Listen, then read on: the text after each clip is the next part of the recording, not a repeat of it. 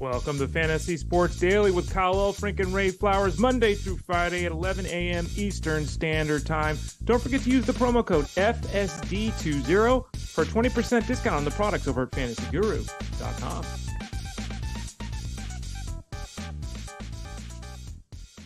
We are only a few days into a brand new year, but let it be known that the year 2024 is the year where if you throw a cup at somebody, it costs you $300,000. We welcome you to Fantasy Sports Daily. Kyle Elfrink and Ray Flowers with you. Of course, we are powered by fantasyguru.com. And Ray, we should note $300,000 is the fine to Carolina Panther owner David Tepper for tossing a cup at an unruly fan, I guess, on Sunday. Darren Rovell, I don't even know who he's with anymore, formerly of ESPN. He broke it down, Ray, and that's what was the money that the average American, what's that fine the equivalent to? $1.77. So the NFL really came down hard on Mr. Tepper. And it's just like the dude is worth more money than God, right?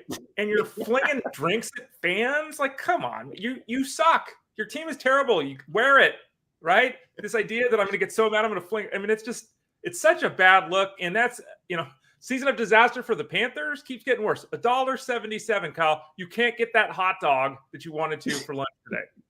Well, what I enjoy, Ray, is let's say the NFL had fined him $3 million for tossing a cup, 10 times as much. That would be the equivalent of $17. And that kind of puts into perspective, right, how much money an NFL owner has. Now, David Tepper is one of the really rich ones. But man, oh man, that's ungodly. $3 million fine is the equivalent of a $17 fine to you and me. Pretty wild. Nice. Okay. We'll save picking on the Panthers and picking on David Tepper for another time. Instead, we got other things to talk about. We welcome you in via X, via Facebook, via YouTube. Kyle and Ray hanging out with you. Ray continues to drum up fresh and new backgrounds. Which, gosh, Ray, these are endless. You may give us a whole year of different locales for you to do the show here. I kind of thought of doing that. Yeah, I thought maybe, to help this show catch fire. People are going to get, talking on the interwebs. This guy has a different background every day. One day he's on the Savannah. One day he's at Giza. One day he's in the Amazon. And one day he's sitting in a finely appointed house with a piano behind him. You never know. Meanwhile, I'm just stuck in this blah alien autopsy-like saloon, I guess you would call it. A lot to get to over the next hour here on FSD. It's only going to be Ray and I. We're not doing the guest thing. We'll save that for Thursday and Friday. Do want to point out, because we're not going to really talk about it, but for those who just need a DFS fix, obviously there's hockey and basketball, all that stuff. But today is kind of the beginning of a new PGA golf season. And I know if you go over to Fantasy Guru right now, we got a cheat sheet for the tournament in Hawaii. We've got a DFS write-up for the tournament in Hawaii. It begins later this afternoon. So if you find yourself as a big golf fan, know that today is the day, and we are already firing up the coverage. I think Tyler Rodriguez has the coverage today at fantasyguru.com, so check it out. As for what we're doing today, another one of our great writers, Armando Marsal, he posted this yesterday, still up at the site, obviously. Prop betting. It's kind of a big thing in Week 18 because, again, some people are done with their season. Many people are done with their season. Some aren't interested in DFS. You might be interested in props. Armando has a very worthwhile column that might give you a little bit of insight into how teams and how players may perform this weekend. Contract incentives. Ray, they're out there every year. The list is not huge for this year. I feel like in years previous, it's been like dozens of players with contract incentives, but there are some particular ones we want to spotlight. I do want to point out for me personally, I have a contract incentive for this year. Ray, if we get to 1 trillion views, okay, I get an extra $10. Wow. So $1 trillion is all we got to get to this year. You work for the NFL, don't you, Kyle? I didn't know that. David Tepper is going to give me that $10 yeah. if we get to 1 trillion views. Contract incentive. So we'll talk about that. Got some news and notes. Kyler Murray, Dalvin Cook. Got another tight end that's going to show up in 2024 to strengthen that position. As usual on a Wednesday, we'll look at some Week 18 spreads and totals. We'll throw a little baseball in as well. Your questions, your comments, whatever you got, send them our way. And as always, Ray, a friendly reminder, promo code time. What's shaking over at Fantasy Guru? Let's do it. We got a lot of things shaking behind the scenes. The wheels are turning for the baseball product. So we started that yesterday. So hopefully we'll have a date here soon. But for right now, the promo code is FSD20. And that gets you discounts on any of the products. DFS, seasonal. If you want to buy some swag, you want to do basketball, football, hockey, whatever it might be, FSD20. And then from now through the Super Bowl, which means obviously Week 18 and then all the playoff action, you can sign up for our DFS football product, which is only $50. So you can get all the money there. I mean, all the information there on how to win in DFS, whether you're playing GBP, whether you're doing cash games. It's a good way to get involved from now through the end of the season. The articles, the live streams, all that stuff, access to Discord. It's only $50 at fantasyguru.com. Okay, good stuff there as always. And the specials will continue. I know when baseball starts up, we'll probably have a baseball package special. So I want to keep it right here to FSD for the latest there. Over in the chat room, Michael, I got to point this out, Ray, because Michael is celebrating how brilliant I guess I am. Right. And I'm not. I want to say, we had a lot of this about 12 months ago of, do you draft Travis Kelce? Do you not? I am not going to take a victory lap on Travis Kelce, okay? Because, Travis Kelce's getting old. It's kind of easy to say, oh, he's going to wear down. So this is not a victory lap. What I'm going to say here, and I appreciate, a lot of people like Michael and others, it's rare that somebody comes back and go, okay, you won. I didn't win this, okay? I want to state that off the top. Because, Ray, my entire argument with Travis Kelce is not that he's no good. It's not that he's not going to give you points. My entire argument is even when he's good, it's not worth investing in that good player at that position. Okay, that was the argument. It's easy for me to say, I told you so, but that wasn't my argument. My argument was never Travis Kelce is going to have a bad year. Travis Kelce is not going to score touchdowns. Travis Kelce is not going to have 100 catches. Anybody can look at a birth certificate and say eventually that's going to happen. My whole emphasis, Ray, is that a superstar tight end, I'm not going to invest in the first round. Mm-hmm. And people, who will it be next year? Hawkinson with the Laporta? Injury, maybe not. Ingram, Laporta? No one's Evan Ingram, Ray. I know he got 100 catches, but nobody's going to be drafting him in the first or second round. Trevor Lawrence is the best quarterback in football, according to some people. I don't know. Yeah. And so I appreciate Michael pointing this out, but again, Ray, just to kind of clarify, the argument against Kelce was he's not going to fall off a cliff or he's going to retire. It's quite simply, even when he's great, I don't think you need a great tight end. I think drafting that great tight end early hinders you in other spots. Well, and I think that in the past, Kyle and I have gone back and forth with this. I think in the past, Kyle's been wrong about this, straight up wrong about this. Okay. But in 2023, you weren't wrong. You were right. Yeah. And it's because of what we talked about. Sam Laporta gifted people with one of the greatest top 2 rookie seasons of all time from a tight end. Yeah. And then you have Evan Ingram. We just talked about catch 100 passes. You had David Njoku explode down the stretch. You had Cole Kmet become a weekly starter. Trey McBride went bonkers. He's catching 6-7 passes every week. You start going through the list here, and there are all these guys that were either drafted low or picked up off the waiver wire that ended up being tight end ones. So that gap that Kelce had shrunk immensely because the position itself rose. And, as I pointed out there in the chat room, Kelce, he's still like 3 points out of the top spot at tight end. It wasn't the season you paid for. It wasn't worth a first-round pick. He was still okay. You didn't lose because of Travis Kelce. But Kyle's point of drafting a tight end early, messing up your roster construction, I think we saw it this year come to fold. Well, and let it be known, if 95 catches and 1,000 yards is a bad first-round pick, you have high standards because that's still where he's going to end up. And we'll see if he plays this week. I don't know that it's all that certain that Kelce. I think they want to get him to 1,000 yards, though, just because then, Ray, what would we be up to? It's like 8 straight years of 1,000 yards. He needs 16 yards. The Chiefs are going to make sure he gets there. Yes. But after that, Ray, I think he sits in this game. And I said this going back to September. Remember in week 1, he missed that game against Detroit. Thursday night football, they're coming off the Super Bowl victory. The fact he missed that first game of the year should have given us a really good indication that the knee was never going to be right. And I would argue, Ray, he probably hasn't been healthy all season. And you can see it in these numbers. He is averaging almost the same exact number of catches as he always has. Mm-hmm. He's still hugely involved. Catches are still there. What's fallen off a cliff, Ray, a relative cliff, he's not being used down the field. When he catches the ball, he's not pulling away from would-be tacklers, and the touchdowns have crashed and burned. So the catches are still there, Ray. It's just he's being used differently. And a lot of this is the Chiefs offense pulling back. But most notably is that yardage thing. Because, Ray, even if he gets to 1,000, that's 300, 400 yards short of what you kind of thought he would get to. He's just not able to blow through tacklers this year, to pull away from tacklers this year. And I think that goes to the injury. I think this has been affecting him since way back in August. Yeah, if you look at the last 6 years, he has the lowest broken tackle rate in that time. If you look at the last 4 years, his yards after the catch is the lowest. And this is really telling too. We'll start in 2018, so the last 6 years. Here's an average depth of target, right? 9.2, 9.0, 8.5, 7.4, 7.1, and this year's 6.7. It's gone down every year.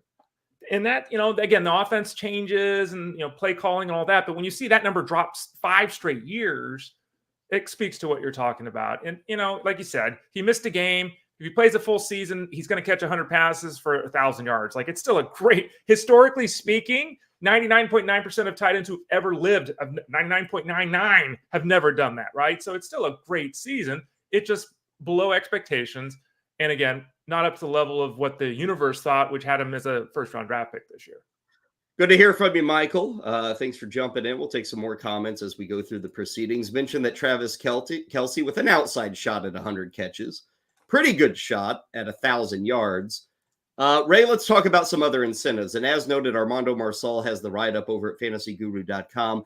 I will note from the top, I don't know that these figure into any fantasy decisions for this week, for those who are playing in week 18. They might figure, Ray, into some DFS or perhaps prop betting decisions. It's guys who, in effect, reach a certain level, reach a certain standard, and they get a ton of money. And I don't know if we got this chart up. We may have it available. But, Ray, right off the top, Baker Mayfield. Like, Baker Mayfield for this week has like $1.2 million on the line. Actually more, $1.5 million he can earn in incentives. Passer rating, passing yards, completion percentage, touchdown passes, yards per attempt. All of those rates, like, you got to finish top 10 in the NFL or top 5 in the NFC. And honestly, he's there in at least 4 of them. So, like, Baker Mayfield, Ray, this very incentive-laden deal, he's got like $1 million plus on the line this week for the Tampa Bay Bucks. And, oh, yeah, he's trying to get his team into the playoffs as they take on Carolina. Yeah, and Jeff was talking about this too. He's really nervous for the Bucks because he thinks that all of this goodness is going to result in him being the quarterback of the team next year, making $35 million a year, or whatever the hell it is. But the fact is that he has played way better than anyone possibly could have imagined. He's got his team in the playoff hunt, and there are incentives that I understand being built into his contract because, they're not large sums of money, relative speaking. It's David Tepper money, right? It's not huge numbers on their own. But, for a guy that, came into the year, let's hope he makes it through the whole season as our starter. He's put his team and himself in position to have a lot of success here at the end. And Ray, we have said consistently, at least I have, when you find a quarterback with a pulse, you pay him. That's part of my argument with Justin Fields. We're going to be talking about Kyler Murray here in a bit. Obviously, Kyler Murray already got paid. Fields is trying to get paid. Baker Mayfield, Ray, man, I guess this is a pulse, right? But I still struggle with the idea of saying, oh, yeah, it finally clicked with team number 4, and all of a sudden I'm ready to give Baker Mayfield a giant contract. I get it. Tampa's in a bit of a weird situation. It's not like they've got the next guy up. With this effort this season, they're not going to have a high draft pick. They're not going to be able to get one of those top 2 or 3 quarterbacks if they want. They're really in a difficult spot with Baker Mayfield and deciding what to do with him. Yeah, I think we're all pretty much in agreement, and I hope the front office of the Bucs is too. We're pretty much in agreement that Baker Mayfield's not a top half quarterback of the league. He's just not. He's somewhere in the bottom half. Now, the question is, how far down does that bottom half go? And as we've seen this year with all the injuries and some of the poor performance even before the injury, it's a really low floor. So Baker's kind of, in my opinion, he's outside the top 15 guys that we can build around. He's in that next group. And that next group is, okay. It's kind of the Geno Smith zone, right? It's like, we can win with this guy, but can we really win with this guy? I think that, I think last week, and we talked about this on Monday with Baker Mayfield, last week was a perfect example of what we're talking about. He came on like gangbusters at the end of the game, ended up with 300 yards and 2 touchdowns. The numbers look good, but if you watch the game, didn't play good. The team didn't do anything for 3/4 of the game. So you're right. It's like, what are you going to turn to? You got to take a chance on somebody, right? You can't, taking a rookie quarterback and going that route. Good luck. That doesn't pay off very, very well unless you have that top level pick. And even then, there's a lot of uncertainty. I'm going to assume that Tampa keeps him around. It'll be fascinating to see. Does he get a 2-year contract? Does he try to get 4 years? That would be a fascinating negotiation to watch. And he's not going to get, the $180 million. That's not going to Baker Mayfield. He will get a contract, and I think if it's reasonable, Tampa probably is within their rights to make that move. I would always say this with these quarterbacks. If Tampa moves on from Baker Mayfield, is there a line out the door from other NFL teams to get Baker Mayfield? Probably not. Yeah. Kirk Cousins, when that whole thing was going on with Washington, there were other teams that said, yeah, hell, we'll take Kirk Cousins. Obviously, Minnesota did. They paid him a lot of money. I don't think Baker Mayfield rises to that level. If for some reason Justin Fields, landed on the market, I think people would line up to get Justin Fields. They take a shot. Not so with Baker Mayfield. And I don't know if that's fair, but people kind of look at him and say journeyman QB. Even though it's only been, 5-6 years, it's kind of a journeyman already. You see some of those other incentives there. The one, Ray, there's a few that caught my eye here. Austin Ekeler, 110 total yards. Now, it's only 100,000. And so sometimes you see, oh, wow, Austin Ekeler, they're going to try.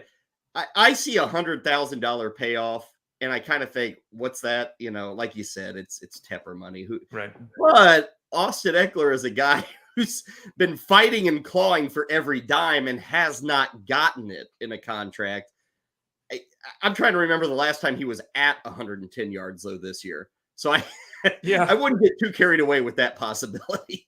Yeah, and we've talked about this. Everyone's talked about this. This offense has nothing. They're without their 1, their 2, and their 3 at the wide receiver spot. These guys are all out with injury, and Austin Ekeler gets 2 targets in week 17. Like, I don't even know what's going on. It's almost like they're actually trying not to get him money. I mean, it's like, this doesn't make any sense. Your offense doesn't work. Let's not give it to the ball to the guy that scored 38 touchdowns and catches 100 passes. Let's not do that. And you look at this, and I'm quickly looking at this, Kyle. He got to 100 yards on the 10th of December, 100 scrimmage yards on the 10th of December. And then the last time he did it once, he did it 1 time in November, and he did it 2 times in October. So it's only happened yeah. So you would normally hear 110 scrimmage yards in a game where he should be the focal point of the offense. Say he's got a legitimate shot to get there. At this point, they're going to have to try to get it to him to get him there. And I don't know if they're going to do that. Minnesota is a significant long shot to make the playoffs. They're pretty well out of it. They could win, and then a lot of things break their way. They could sneak in. But this Alexander Mattison one, Ray, 74 yards rushing for $500,000. Now, in the last 3 weeks or so, we haven't seen a whole lot of Mattison in this backfield. He's gotten a few opportunities, but Ty Chandler is getting the work. Do you think this one matters? I kind of feel there might, again, the Vikings for the most part aren't really playing for anything. I know they are, but not really. Would a team, would a coaching staff, do you think say, hey, yeah, let's get Alexander Mattison 15 carries, give him a shot at making an extra $500,000? Well, I think that's a great question. And we blew past it at the start of this. Does this matter? The player obviously desperately wants to get there. Are teams incentivized to get guys bonuses? I think the front office, because it's money, would maybe say not so much. Mm-hmm. I think a coaching staff who understands the 8 months and what you've put into this is actually willing to do that. And again, $500,000 to the Vikings, it's $1 billion franchise, Yeah. But I think the coaching staffs, Ray, do understand these things. And maybe they won't blatantly say it, but I think a lot of these coaches do understand the work, the effort, the pain, the blood, the sweat, the tears, all of this stuff. And things like this, especially when it's not a game like, it's not the Bills Dolphins where you're trying to win and win the AFC East. Right. I get it. They'd like to win, but there's also a fact of let's reward a guy who's, kind of been there for us since July, if you will. Yeah. And maybe the owners who write the checks care less than the coaching staff does, that these guys only got 5-6 years anyway, right? They're not going to make a ton of money after that when they retire, most likely.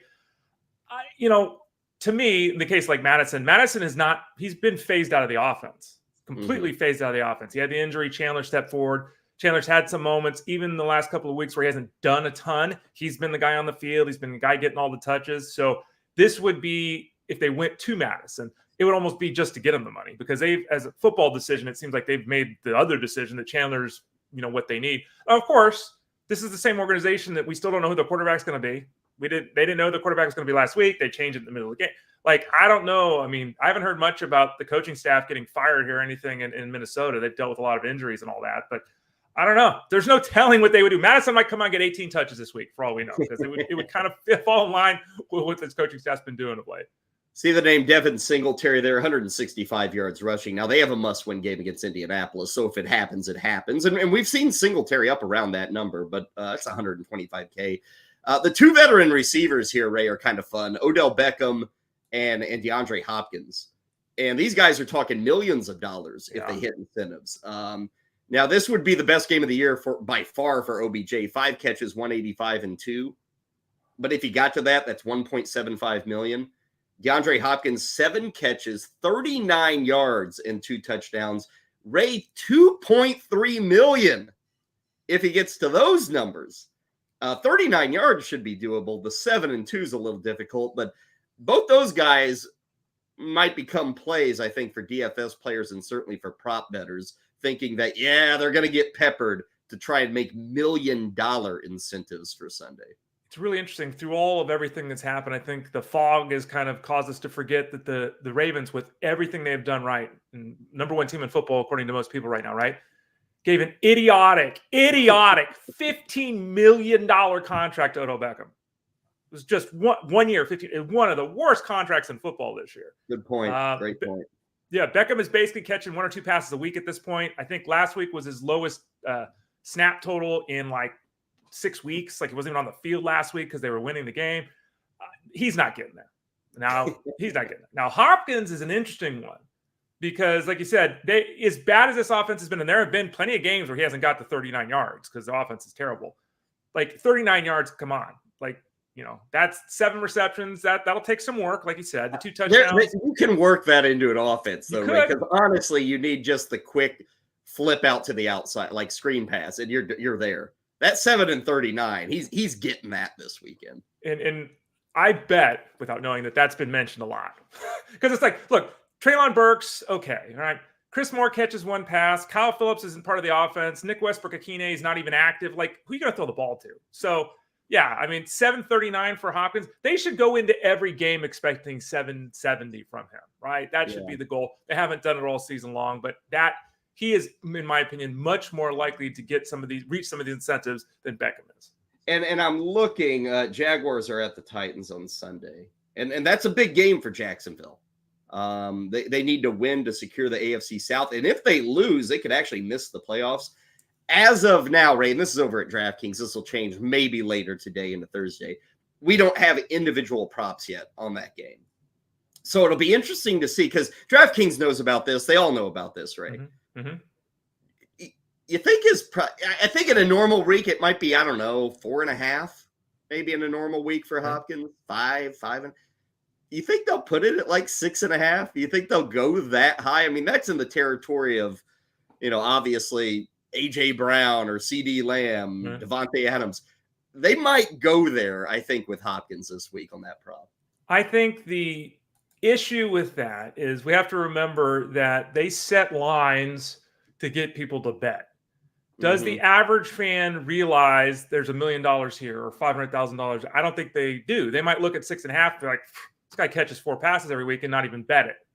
So it will be very interesting to see where they set that, because logically, we've talked about it for the last 5 minutes.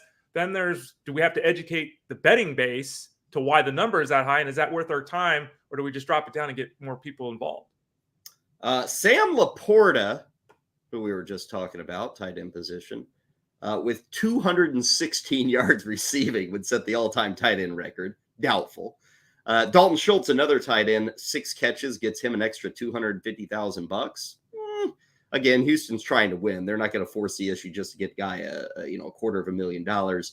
Speaking of the playoffs, Jordan Love, you can see it there, $500,000 if the Packers make the playoffs, and Geno Smith, it's $1 million if the Seahawks sneak into the playoffs, and even if Seattle wins, they will need some help. If Green Bay wins, they're in.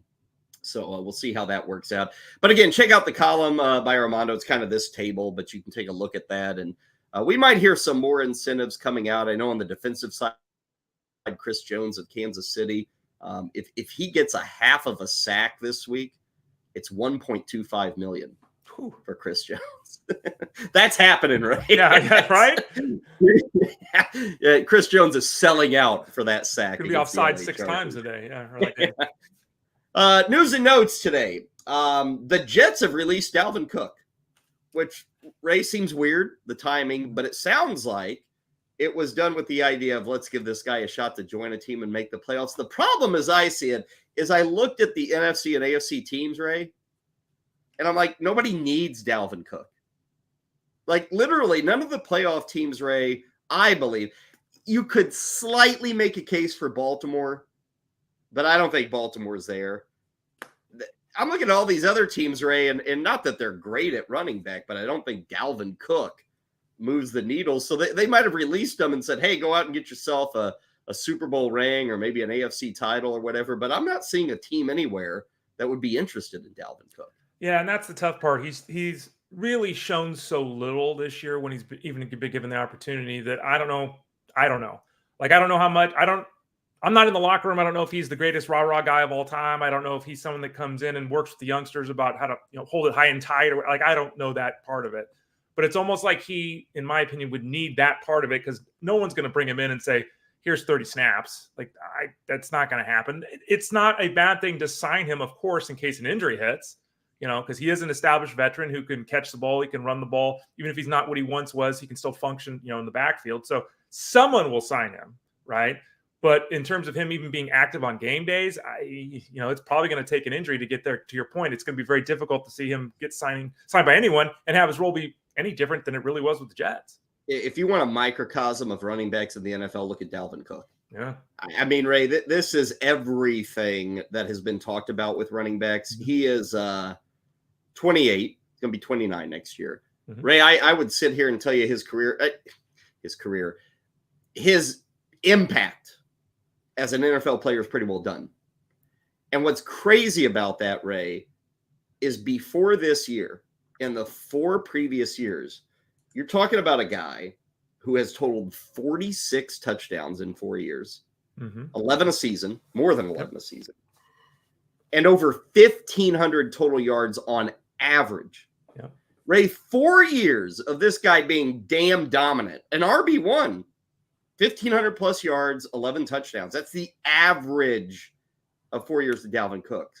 Ray, he goes to the Jets, disaster. And now, Ray, nobody's giving him a lead job next year at all. It's like literally dunzo for Dalvin. And I'm not picking on Dalvin Cook, but Ray, this is exactly what every NFL running back is scared of happening. This guy was awesome for 4 or 5 years.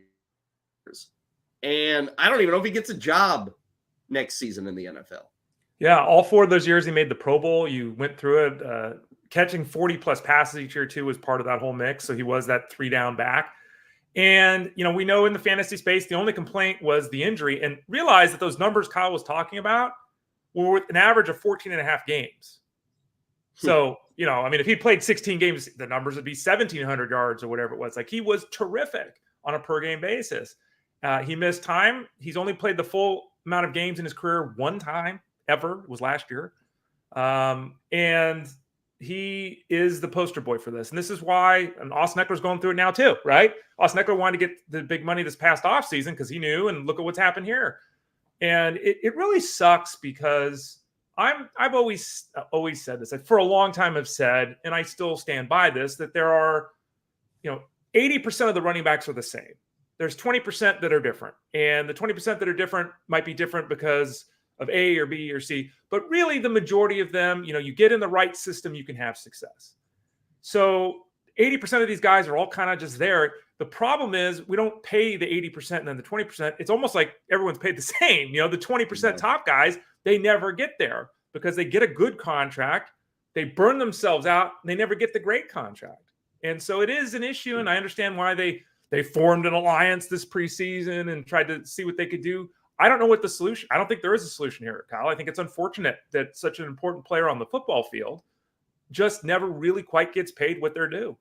I think the attempted solution, and this is an attempt, I don't know that it would work, but Ray, pretty well, if you're a running back who has a good first couple of years, you come in, you're cheap, you do well. Let's say you're Rashad White. Kind of saw it with Jonathan Taylor to an extent. Ray, then you start making noises. Like after 2 years, and you start threatening holdouts and you want your money now. And I think that's really the only way that they can do it because and a team may say, like I said, it's an attempted solution. A team may say, we got another guy. We'll go to Zach Moss. That's what they may say. Yeah. That's the only attempted. So like, here, it's too late. Najee Harris, it's too late. 3 years in, he's been fine. I mean, he's got 7-8 touchdowns every single year, over 1,000 yards. Going to do it again this season. But obviously, Jaylen Warren is there. If I'm Jaylen Warren, Ray, now's the time to get your money, buddy. Right. And maybe both. Now, that would be interesting, Ray, if Najee Harris and Jaylen Warren both said, nah, guys, we're not coming to camp, and we're going to help each other out. That would be fascinating because both those guys, Ray, are in a spot where if one holds out, you can just turn to the other dude. Right. But if they both hold out, maybe the Steelers have to play ball. There you go. There's free agent advice. I'm not an agent. I don't have a degree. But, Ray, I'm offering advice to both Jaylen Warren and Najee Harris. That's actually a really good idea. It's terrible that it comes to that, but it is a very good idea. I mean, think about that. The solution to this problem is us telling people not to show up for work. Like but I don't know, which is the exact opposite of everything I've ever preached. Always show up for work. But the NFL with the rookie contracts and the way it's signed. I mean, I think that and this is a broader topic we don't have time to spend hours on, but I think the NFL should really consider guaranteed contracts at least. Because, I mean, these guys, so many of these guys, they end up on these contracts that they outperform. There's nothing they can do. At least guarantee them their money, right? Like the other sports do. So we'll see. But this offseason, that idea, you heard it here first. That idea we'll see if any teams in the backfield, their groups get together and say, all five of us, none of us are showing up. We'll see if that happens. Yeah, it didn't work for Lev Bell a few years back in Pittsburgh. But again, he was the lone holdout there. So maybe it can work for these guys doing it together. We shall see. A couple of other things, some early indications out of Arizona. And this is kind of reading tea leaves stuff, reading quotes. But the Cardinals seem to be good enough with Kyler Murray. They're going to stick with him for next year. I think it makes sense, Ray. And I get it. New leadership, GM, head coach, all that stuff. They didn't sign Kyler Murray to this contract, but the owner did. It would really be foolhardy, I think. And both you and I have problems with Kyler Murray. I get it. But now that you've already agreed to pay him the money, they're going to have a high draft pick, not a super high draft pick, but people were kind of wondering, will they go for a quarterback? Like coming into the year, Arizona, they were one of the 2 or 3 teams that everybody thought would be so bad that they'd be in line for the first pick overall. They've been better than expected. In fact, even this week, they're taking on Seattle. And Seattle's a very slight favorite against Arizona. So the Cardinals have been better than expected, Ray, which has taken them out of the Caleb Williams and Drake May lottery. And maybe that's the reason we're hearing Kyler Murray is fine. But this makes sense to me. I don't know if you can necessarily win a Super Bowl or go deep into the playoffs with Kyler Murray. But again, we got a pulse. You got to stick with it with Kyler Murray. Yeah, we for those folks that have followed us for a long time, you all know that when I saw that Dan Patrick interview before he ever played a football game, I'm like, nope, I'm out. He's not my quarter. No way. That guy's not winning nothing in the NFL. And, to date, he's 28-35. Not his fault completely, of course, but he's got a losing record. Kudos to him returning from the knee injury this year. Hasn't looked any different than before. This is, and Baker Mayfield, 1.1 pick. Kyler Murray, 1.1 pick, getting the first pick and taking that quarterback. Bryce Young. Yeah. Okay. I don't think Kyler Murray's right there at 15 in the NFL too. He's ahead of Baker by a little because he's more talented and there's more things you can scheme with him, but he's not a top 10 quarterback. So that's just the way it's breaking down. They didn't have a choice but to stick with him. I think it would have been pretty significant for the franchise not to have done that. But I agree with you. I don't know if they can win with him. Arizona likely drafting in the top 10. They will not be looking at a tight end. They've got a good one in Trey McBride, but maybe another team in the top 10 might. Brock Bowers of Georgia, who really for the last 2 years, I think NFL personnel guys have been waiting to join the NFL. Made it official yesterday. Now, again, it's dangerous with tight ends. You look at guys like Laporta, okay, obviously a massive hit. Look at guys like Kyle Pitts, not so much. Bowers is probably in that range of top 10, top 15.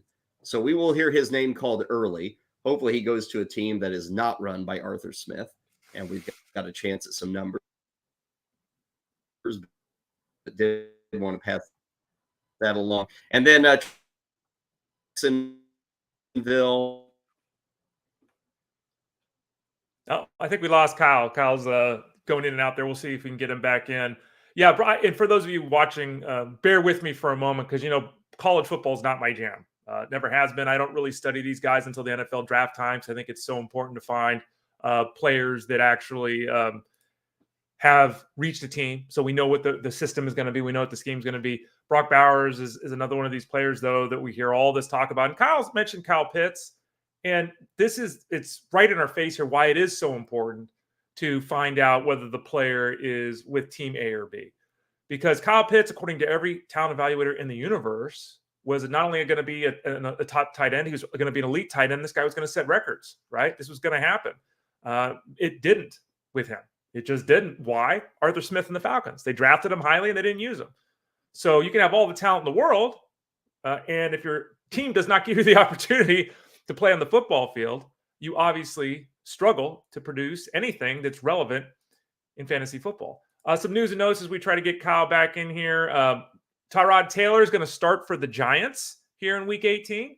They made that decision. Tommy DeVito will back him up. Trevor Lawrence is practicing in a limited capacity today. Okay. And we talked about this, and this one's interesting too, Kyle. We talked about this earlier this week. Matt Barrows, who covers the Niners for The Athletic, is saying that he believes the primary running back for the Niners this week won't be Elijah Mitchell. It'll actually be Jordan Mason. So maybe the Niners are going to go in that direction this week, something we talked about and poo-pooed a little bit the other day. Yeah, I think both will play. And if I got Mitchell, I'm probably playing him despite this report. If I have Mason, though, Ray, I'm more excited about playing him, I think. So both these guys are now in effect for me. And you might say, well, if I'm not going to get a full 4 quarters or if I'm not going to get 20 touches from Mitchell, what use is he? Ray, I think he can do damage on 10 touches. I think Mason can do damage on 10 touches. So if I look at it that way, honestly, both guys are in play. If you have both, which I have to think is a very small sliver of the fantasy population out there, I might lean on the report and go Mason. And the reason I say that, Ray, is to the bottom line of the 49ers, who's more important, Mason or Mitchell? It's probably Mitchell. And Mitchell is a guy that, for whatever reason, comes up lame a lot more often. So I think he would be the guy they protect or pull back on just a bit. But again, I think both guys definitely in play for San Francisco. And we may see both of them in that game. And remember, on the other side, Ray, the Rams. Like, I don't even know what the Rams are rolling out there on Sunday because they don't have much to play for. They're already in the playoffs. If I'm Sean McVay, Ray, there's no Cooper Kupp on that field. I don't think Matthew Stafford's going to be on the field this week. And we'll have to see with guys like Williams, Nakua. I brought it up early in the week, 4 catches. I think it's 39 yards. He becomes the all-time rookie record holder for catches and yardage. But I think in Kupp and Stafford's case, especially, Ray, I kind of think they're doubtful to play snaps this Sunday against the Niners. And, that brings up a point that we haven't directly touched on when we were talking about this the other day. We've told people to play Week 18 in fantasy football, that kind of stuff. I don't know what the league can do here, but, resting players for no reason other than we're trying to protect them is bad for the game. It's bad for the game. It's bad for the fans. I don't know how you legislate. Like, Because then all of a sudden, Kyron Williams got an ankle sprain. Does he have an ankle sprain? Well, the doctor wrote me a note. I mean, it's one of those things. They'll figure something out, right? Because most of these guys are dealing with something at some point, right, on their body. But to me, it's just so weak. We're not playing 82 games like basketball. We're not playing 162 games like baseball. We're playing 17 games for football. And for teams to bench guys or rest guys for, an eighth of the season or an 18th of the season, whatever, 17th of the season, I can't even talk. It's just, you know what I mean? It's bad for competitive balance. It's bad for the game. I don't know how you work your way around it, though. Well, and as you note, it happens in every sport. Yeah. I mean, we see it, but like you noted, I don't care if my guy misses 2 games in September after playing 155 of them. Right. I kind of get it. With football, it's so emphasized with the shortened schedule, only 16, 17 of these games. So it happens everywhere. And I understand it from the team perspective. From our perspective, we'd like to see the guys out there. From a fan perspective, you get greedy. You want to see the guys out there. Let's get to some Week 18 spreads and game totals. I think I was getting into this before I was so rudely interrupted by the gremlins on the internet. As noted, 2 games on Saturday and everything else is on Sunday. So there's no Thursday night. There's no Monday night. On Saturday, Pittsburgh at Baltimore, Houston at Indianapolis. Ray, are you surprised the Steelers? I know they're playing for something and we expect the Ravens to sit people, but I'm still surprised the Steelers are favored by 3.5. I think Baltimore at home with backups can still beat Mason Rudolph and the Steelers on Saturday. I think they can too. The real question with the Ravens is, does this become practice squad city, right? That's the real question because they are dealing with a lot of injuries on the defensive side as well. But they're a better football team. This is an intense matchup. Obviously, there's a lot to play for, even though on the schedule, everything's locked in. They still don't want to go into the playoffs limping in there. They don't want to get beat by the Steelers, let the Steelers into the playoffs. So I'm surprised by it too, Kyle. I agree with you. Saturday night's a biggie. Houston is at Indianapolis. If you win, you're in. If you lose, I think there's a way they can back in, but it's very unlikely. So it's kind of a winner-take-all game between the Texans and the Colts. As of now, Houston favored by a point. The over-under is all the way up to 47.5. I'm a little surprised at that big number for these two teams. Ray, it's not 2 marquee teams, but it is a marquee game with plenty on the line. C.J. Stroud, Gardner Minshew. Do you put much emphasis into the idea of a rookie quarterback in this moment? Or are we beyond that? I mean, by the time we get to Week 18, is C.J. Stroud a rookie quarterback anymore?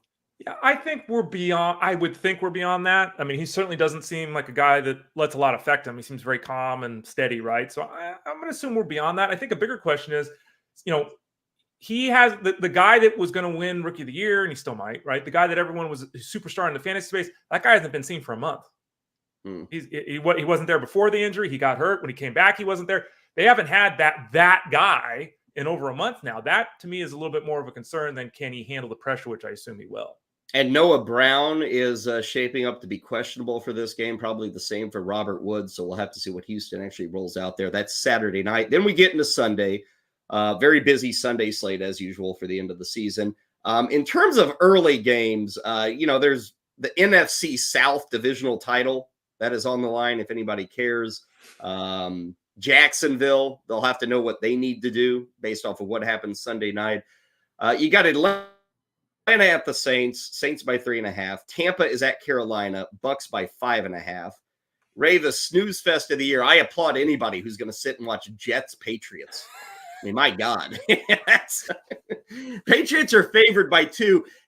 Do you think, Ray? Yeah. Look into that Oracle crystal ball. Is this going to be the last game for Bill Belichick on the Patriots sideline? Vegas is really happy too. 30.5 over under. 30.5. Yeah. I think this I think this will be his last game in New England. I don't think this will be his last game. I don't think he's going to retire. But I think this will be the last game he's there in New England. And I think that the folks that all want him out, because it sounds like there's a lot of them, you don't get it. It's like the folks in Pittsburgh that want to get rid of Tomlin. You just don't get what the rest of the league deals with at the head coach position. Well, if you were a team and Bill Belichick knocks on your door, I'm interested in coaching you. Ray, it's hard to turn down a legend. But at his age, what do you get in a coach for 2 years? Is 3 years? I struggle with the idea. And I agree with you. I think he'll land somewhere, and any team is not going to, close the door on him. But for the long-term success of a franchise, I don't know if it's the right move going with Bill Belichick where he's at, Right. in his career. I think the perfect fit, just because it'd be the best theater in the history of the NFL, would be for him to go to the Jets. Be perfect. I would never happen. He would kill Aaron Rodgers, I think. But you're right. I think two things are in play here. One, he's aging, right? And so there's that question of how long he wants or can still do this. And two, there is the question about his player personnel decisions the last couple of years. So someone just hire him as a coach. Take away any of that front office. Just hire him as a coach. What if he wanted to be your GM? I don't think I'd do that. No. Okay. Yeah. But if he's my coach, I'm in.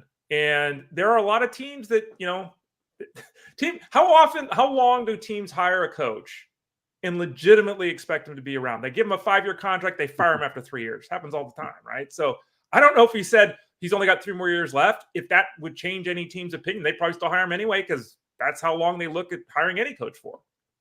Elsewhere in that early window, Cleveland at Cincinnati, we might see the Browns sit some guys. And honestly, you look at this spread, that's what Vegas is expecting. Bengals are favored by 6 as the home team against Cleveland. So, guys like Amari Cooper, who always seems to be beat up.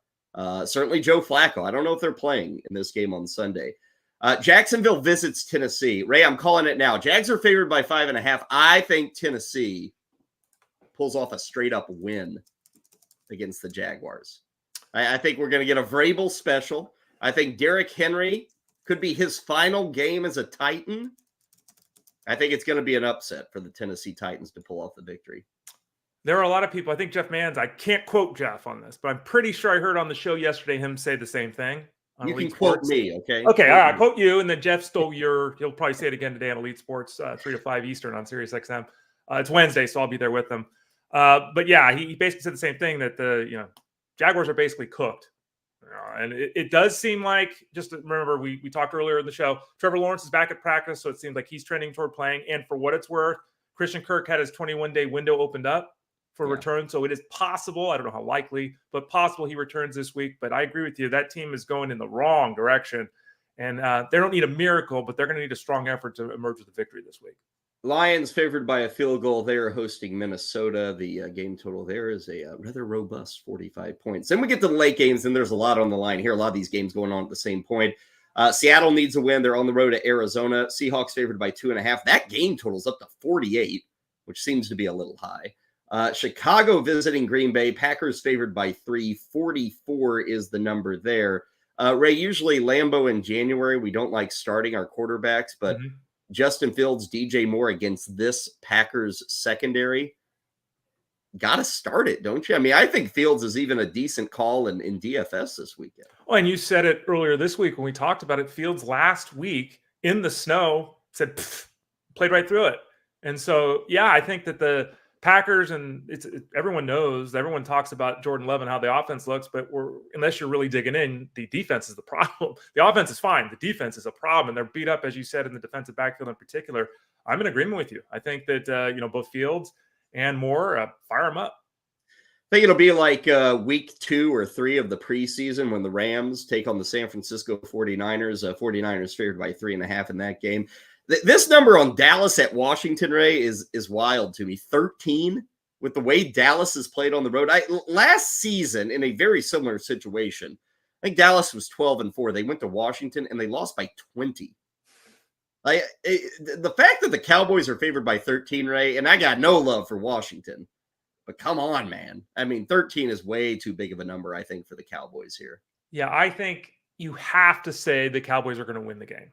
I think you have to, but by 2 touchdowns, that's the benefit they have is the obvious. Their defense creates big plays. It seems like we're going to see Sam Howell at quarterback again. He creates big plays for defenses. Like you could get a couple of those, pick 6, that kind of thing. They could help boost the score. But 13 is a large number here in Week 18.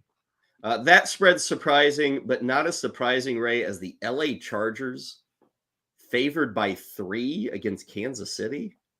What the hell's that? And again, I said earlier in the program, Travis Kelce maybe sits after he gets to 1,000. Pat Mahomes maybe sit, but the Chargers Favored by 3. I mean, that one really caught me off guard to see that number. Yeah, aren't the backups of the Chiefs better than the backups of the Chargers? I mean, you see a number like that, and this is what inside, right? A lot of people get concerned about who knows what. You see a number like that, and it's almost like Vegas knows Mahomes isn't playing or Kelce's not playing, right? Because it's like that makes no sense, even though they haven't lived up to expectations, blah blah blah. That number doesn't make sense on the surface unless there's a high expectation. To your point, there are going to be a lot of resting guys on the Chiefs side. Broncos are in Vegas. Raiders favored by 2.5. Philly taking on the Giants. Remember, Philadelphia's got to win. Dallas has to lose for Philadelphia to get that NFC East title. A lot of people think Philadelphia might sit people. I'm not one of those because they need to sharpen the sticks. They need to figure things out, if you will.